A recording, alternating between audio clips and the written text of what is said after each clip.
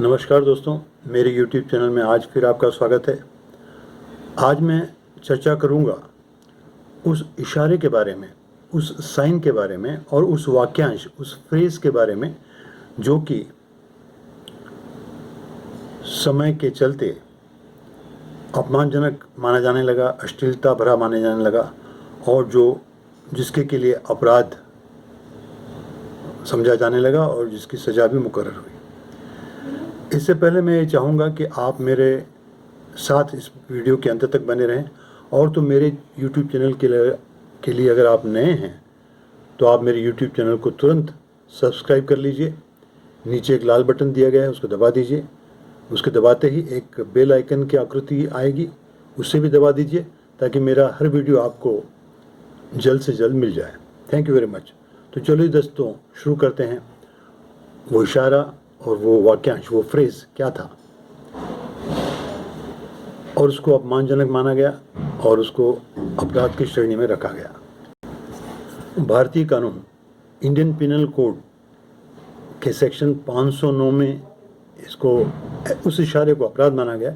और सेक्शन 509 क्या कहता है मैं आपको बताता हूँ, पढ़ के बताता हूँ, फिर हिंदी में क्या है वो भी मैं आपको बताता हूँ। तो सेक्शन 509 ये कहता है कि whoever intending to insult the modesty of any woman utters a word, makes any sound or gesture, or exhibits any object intending that such word or sound shall be heard, or that such gesture or object shall be seen by such woman, or intrudes upon the privacy of such woman, shall be punished with simple imprisonment for a term which may be extended to 5 years or fine or both। Hindi में ये है कि कोई व्यक्ति किसी स्त्री की लज्जा का अनादर करने के आशय से कोई शब्द कहेगा, कोई ध्वनि या अंग विक्षेप करेगा या कोई वस्तु प्रदर्शित करेगा इस आशय से कि उस स्त्री द्वारा ऐसा शब्द या ध्वनि सुने जाए या ऐसा अंग विक्षेप या वस्तु दिखाई जाए, अथवा उस स्त्री की एकांतता का अतिक्रमण करेगा, तो उसे किसी एक अवधि के लिए साधारण कारावास की सजा, जिसे कि 5 वर्ष तक बढ़ाया जा सकता है, साथ में आर्थिक दंड भी या दोनों हो सकता है, दंडित किया जाएगा। तो दोस्तों, ये इशारा जो है उसको अपमानजनक माना गया, उसको अपराध माना गया और उस हिसाब से उसकी सज़ा भी मुकर्रर की गई। अब वो इशारा क्या था और वाक्यांश क्या था, ये जानने के लिए मैं आपको छोटी सी कहानी सुनाता हूँ जो कि एक दृष्टांत है, सही है। 15वीं सदी में अंग्रेज़ों और फ्रांसीसियों के बीच बनती नहीं थी, उनका आपस में हमेशा युद्ध होता था, छोटा मोटा युद्ध हमेशा चलता रहता था और हर युद्ध में अंग्रेज जीत जाते थे, हर फ्रांसीसी की हर युद्ध में हार होती थी। और अंग्रेजी सेना का जीतने का कारण ये था कि अंग्रेजी सेना के पास बड़े बड़े लंबे बाण हुआ करते थे, तीर हुआ करते थे, लॉन्ग एरोज उनके पास हुआ करते थे, जो कि फ्रांसीसियों के पास नहीं रहते थे। उस वजह से फ्रांसीसी हमेशा हार जाते थे। लेकिन एक बार एक युद्ध 1415 में, 1415 में एक युद्ध अंग्रेजों और फ्रांसीसियों के बीच हुआ एगिन कोर्ट में।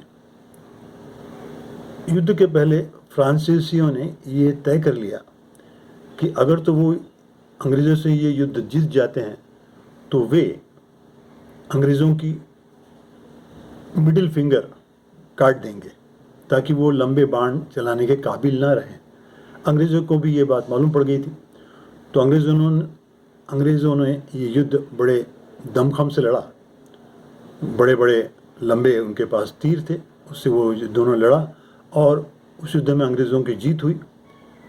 और फिर अंग्रेज़ों ने उस मिडिल फिंगर से, हथेली की मिडिल फिंगर से, हथेली उल्टी करके मिडिल फिंगर से फ्रांसीसियों को चिढ़ाना शुरू किया कि भाई आप तो हार गए, आप तो बड़े दावे करते थे कि हम हरा देंगे, अंग्रेज़ लोगों ने कहा कि हम आपसे ज़्यादा ताकतवर हैं, हम ही आपसे ज़्यादा इंटेलिजेंट हैं।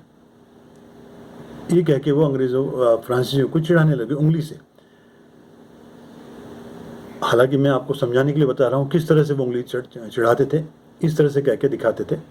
तो इस तरह से वो फ्रांसीसी को चिढ़ाते थे कि आप हार गए। लेकिन इसका एक दूसरा अर्थ ये भी था, हार्ड टाइम्स, हार्ड लक। इस इशारे का मतलब ये भी था, हार्ड लक है, ये भी एक उसका मतलब था। और इसके साथ एक वाक्यांश और जुड़ गया था। वो वाक्यांश है, फ्रेज जो है वो ये था, टफ टिटीज। मतलब इस फ्रेज का मतलब ये है कि हार्ड टाइम्स हैं आपके, किसी का असहायता है या हेल्पलेसनेस है कि कोई किसी को सहायता नहीं कर सकता है, या कोई किसी की समय ऐसी घटनाएं में मदद नहीं कर सकता। तो उस तरह से ये वाक्यांश कहा जाता था। और वो उंगली, जैसे मैंने आपको बताया, वो एक उंगली करके चिढ़ाना भी होता था, हार्ड टाइम्स का भी माना जाता था। लेकिन अंग्रेज़ों ने क्या किया, बाद में फिर 2 उंगलियों से अपने बॉस को, उनके जो अफसरान थे उनको सल्यूट करना शुरू कर दिया। और यही 2 उंगलियां एक विक्ट्री का पहचान भी मानी जाने लगी। विक्ट्री के लिए भी ऐसा वी करके, वी शेप में 2 उंगलियों बताते हैं।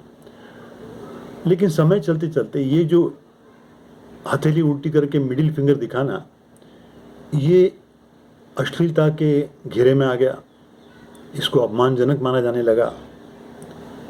और तो इसको फिर अपराध घोषित कर दिया गया।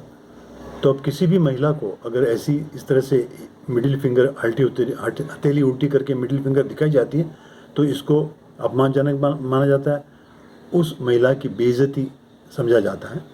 और ऐसा करने से किसी को भी सज़ा हो सकती है। तो दोस्तों, आशा है आप समझ गए होंगे कि ये इशारा और ये वाक्यांश कैसे अश्लील में तब्दील हो गए और अब इनको अच्छा नहीं माना जाता है। इशारा तो अब अपराध में आ गया, लेकिन जो वाक्यांश है, टफ टिटीज, ये भी अपमानजनक स्वरूप ही है। और इसका प्रयोग अब करने के पहले लोग सोचते हैं। आशा है दोस्तों मेरा वीडियो आपको पसंद आया होगा, अच्छा लगा होगा। कृपया इसको शेयर करें, लाइक करें, और तो इस वीडियो के बारे में आप कमेंट करें। और तो अगर आपने मेरा चैनल अभी तक सब्सक्राइब नहीं किया है तो कृपया इसको तुरंत सब्सक्राइब कर लीजिए। Thank you very much.